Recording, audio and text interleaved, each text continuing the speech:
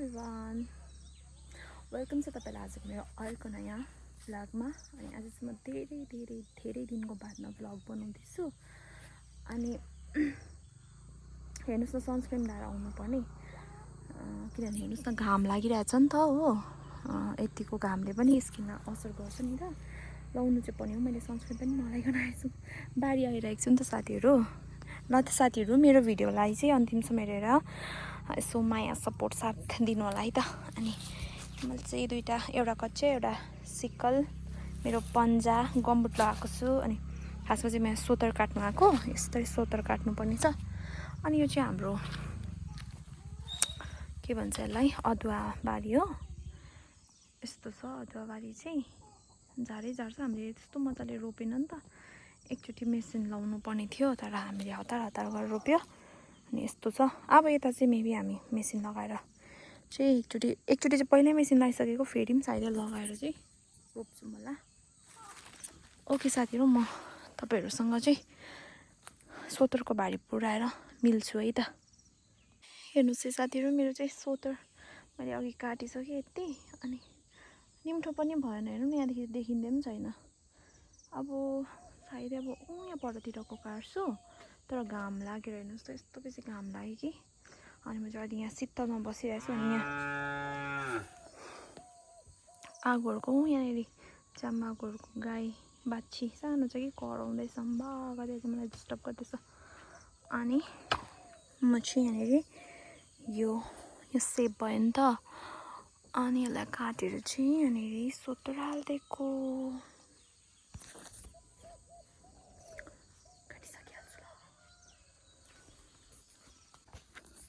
साथीहरू हेर्नुहोस् न, मैले चाहिँ नि यति चाहिँ ओछ्याएँ हो, यति ओछ्याएँ। अन्त यति चाहिँ यसको काटिदिएँ। चढ्नु चाहिँ म यहाँ माथिसम्म चढेको थिएँ कि, यस्तो डर लाग्यो, हातहरू काम्यो। अन्त मैले सोचेँ होस् अहिले भरे लड्यो भने त नि जिउलाई कतै चोट पर्छ। अनि फेरि त्यस्तो बानी पनि छैन नि त रुखमा चढ्ने हो भनेर चाहिँ मैले यति नै त्यो गरेँ। मलाई मन त यस्ता चिल्लै बनाउनु मन थियो कि, तर चढेको पनि थिएँ, आँट आएन, डर लाग्यो, हातहरू कामे जस्तो भयो। भरे बित्थामा लडेर जिउ बिगार्नु भन्दा भनेर छोडिहालेँ। अलिक दिन कसैलाई भन्छु, रुख त सजिलै छ, पहिलातिर जस्तो भए त म सक्थेँ, अलिक बानी हराएर नि। अनि सोतर चाहिँ यति मात्रै भयो हो, यति नै लानेवाला छु, किनभने यस्तो बेसी घाम लाग्यो नि त। अनि म घाममा चाहिँ प्रायः निक्लिदिनँ नि त, किनभने राम्रो होइन घाममा ज्यादा निक्लिनु। अनि अब जोगिँदै जान्छु। अनि यहाँ हेर्नुहोस् न, कस्तो मजाको फुल है।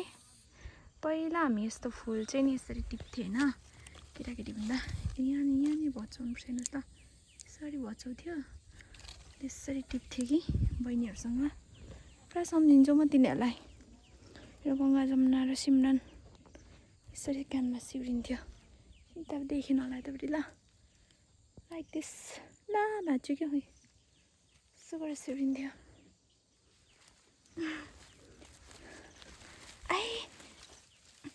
दिदी बहिनी भन्ने कुरा पनि कस्तो अचम्मको हुन्छ है। छेउमा हुँदा नबाजी सकिँदैन हो, टाढो हुँदा यति माया लाग्ने, यति भेट्नु मनपर्ने। त कस्तो खतरा घाम लागिरहेछ हेर्नुहोस् न साथीहरू। अब चाहिँ मेरो सुँगुरलाई यति नै सोतर लगाइदिन्छु, भरेतिर थपिदिन्छु। घाम चाहिँ भएन भने त एकैछिन हो।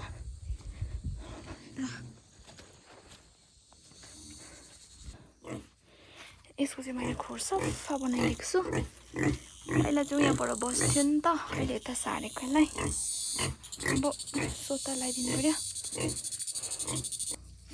ल त साथीहरू, मैले चाहिँ यसलाई सोतर पनि लगाइदिइसकेँ। यति बेसी घुघु गर्दै कराउँछ कि, यो चाहिँ कुनै के भएको। यसको हेर्नु न, खोर त यस्तो दामी बनियो कि, यस्तो दामी बनियो कि। यतापट्टि पछि यसको नानीहरू बस्ने।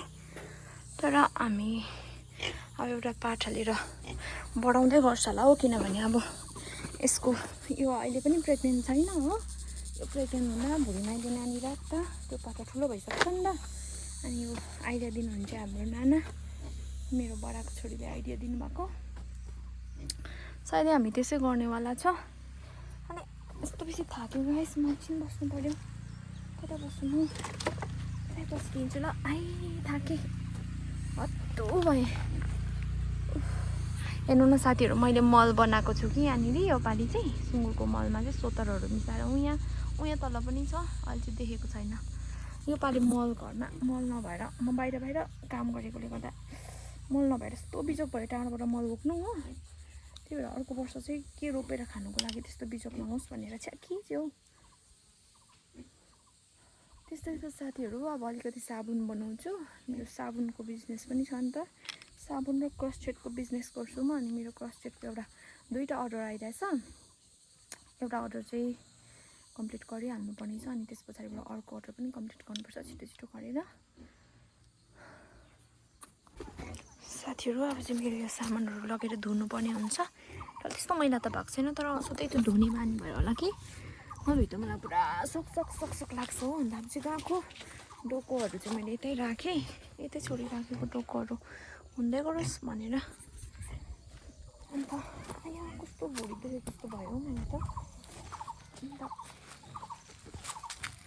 नि यहाँ हेर्नुहोस् न यहाँ आउँदा चाहिँ मलाई यति सुकुन मिल्छ हामीले डढ्दैछु र पनि केही छैन म तपाईँलाई अलिकति देखाइहाल्छु ल यस्तो सुकुन मिल्छ आफूले रोपेको कुराहरू चाहिँ राम्रो भइदिँदा चाहिँ नि के साह्रो खुसी लागेको टमाटर हेर्नु न यस्तो मजाले आएको छ यस्तो मजाले भएको छ नि टमाटर चाहिँ कम्ती रोपेको छु कि र पनि यति मजाले सप्रेको छ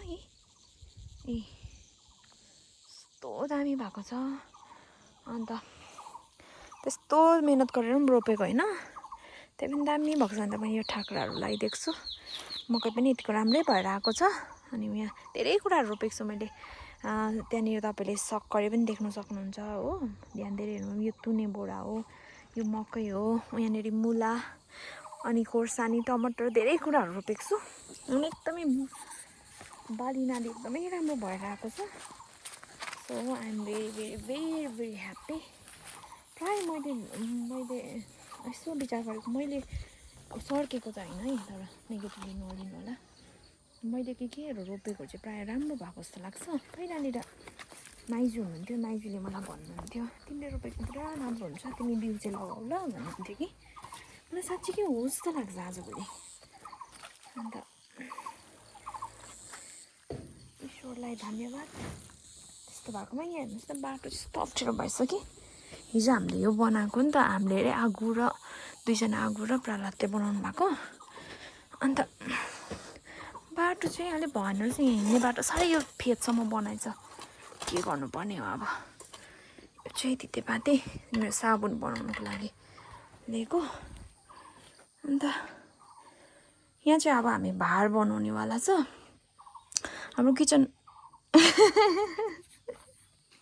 हेरिराखेको रहेछौँ म त्यसरी त तर्सेँ पनि मेरो बुढाले हेरिरहनु भएको छ यहाँ हाम्रो किचन अलरेडी छ नि त तर यहाँ चाहिँ ग्यास छ हो अनि आगो फुक्ने जग्गा छैन नि यो चाहिँ हामीले आगो फुक्नुको लागि बनाएको अनि अब चाहिँ म जानी नजानी भए पनि यहाँनिर एउटा चुल्हा बनाउनेवाला छु अनि चुल्हाको माथि चाहिँ भार हुन्छ साथीहरू भार चाहिँ हामीले हाम्रो आबेनले बनाइदिनुहुन्छ अनि आया के भएर बुढी दुखेको जस्तो हुँदैछ हौ अनि यहाँनिर हेर्नुहोस् न अलिअलि मेरो फुलहरू पनि छ तपाईँलाई सबै देखाउँछु ल के छ कसो छ सबै मैले रोपेको फुलहरू त्यस्तो बेसी चाहिँ छैन कम्ती छ अनि यता पनि छ हो मेरो फुलहरू यस्तो छ चाहिँ अरट हो फुल तरुल पनि भन्छ अरट रोपेको छु अन्त यहाँनिर फर्सी मैले बहुत कुछ रोपेको छु हेर्नुहोस् ल यो पनि मैले रोपेको निकै घाँस हो अनि यो केरा चाहिँ प्रहलादले रोप्नु भएको अनि हेर्नुहोस् न कस्तो मजाले सप्रेको छ यिनीहरू तिते बिउ यो चाहिँ मिठो हुन्छ आलुसँग मिसाएर खानु सब्जी चारवटा बोट चाहिँ एकदम राम्रो भएको छ यो मुला साग अनि यहाँ रमभेडा यो सार्नु पर्ने अनि यहाँ फर्सी पनि छ अनि यहाँनिर देख्नुहुँदैछ नि त्यो चाहिँ इस्कुस हो त्यस्तो छ साथीहरू त्यस्तो छ अब चाहिँ हात खुट्टा धुन जान्छु म प्रहलाद यहाँ हिँड्ने बाटो चाहिँ पुरा उत्यो भएछ हौ अप्ठ्यारो भएछ नि हौ कहाँबाट हिँड्नु भन्नु त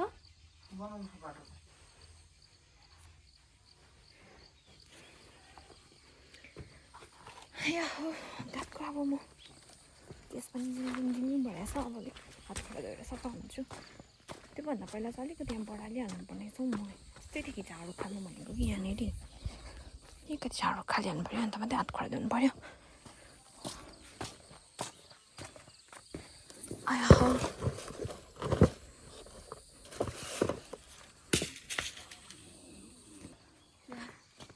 किन झर्केको यहाँ मैले पानी राखेको छु कि यहाँ जगमै त्यो ग्लास पनि छ हो मलाई एक पानी छाडेर दिन्न खाने हो मलाई पुरा तिर्खा लाग्यो छिटो न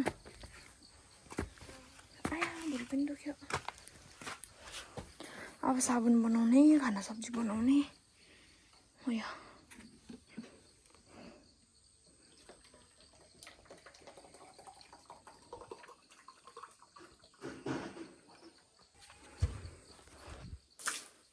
धन्यवाद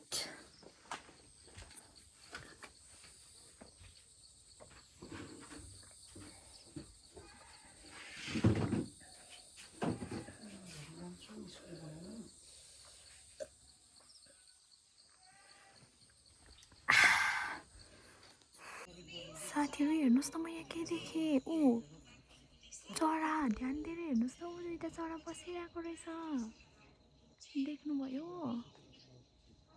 हेर्नुहोस् त चरा दुईटा मैनी त बसिरहेको रहेछ साथीहरू वाउ है कस्तो राम्रो देख्यो मैले कस्तो खुसी लाग्यो मलाई चराहरू यो अम्बकको रूपमा वाउ बिचरा